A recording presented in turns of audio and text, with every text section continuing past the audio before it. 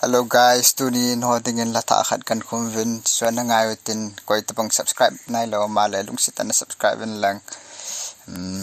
akum dan su tutorial hot su video kilang la na siyam tau tin tun la su ngay tau tala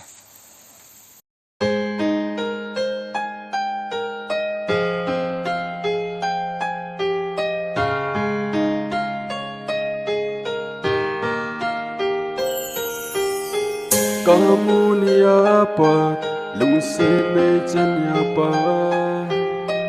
kahin kho hi o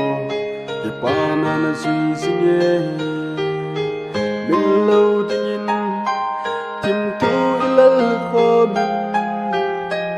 in la tunya na bil hita den thei ki kahin kho le kalung se na kapinunga iding na nay dang bol nay dan na nay khen sing ham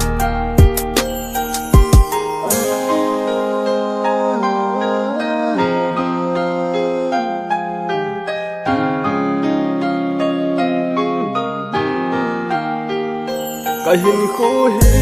nang lo vin hin na nay lo a bang ye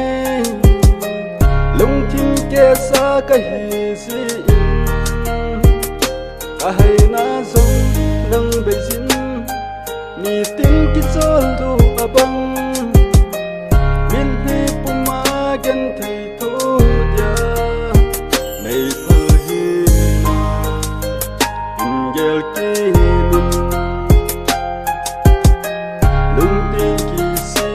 kanat le inge ki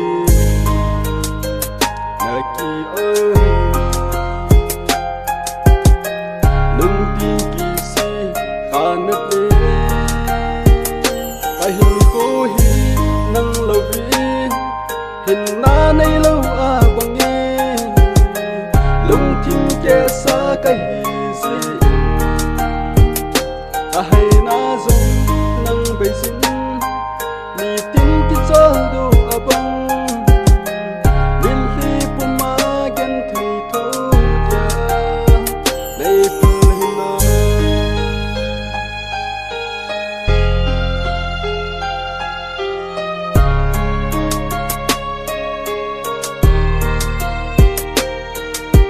lai dam leng ta nghe tia lung gel kan nei si a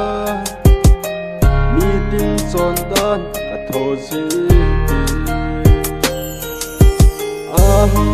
lang singi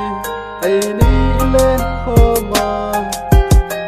lui hi ba i len lai ni mi ta ngi o ngai su lo lun lui ding in na phal ta ngi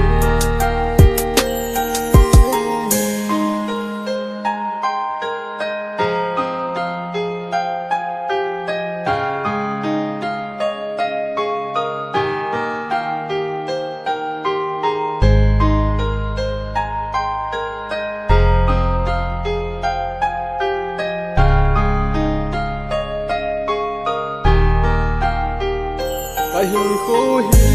nang lo vi hin na nay lo a bang ye lung thim ke sa ka hi si a hai na zong nang be sin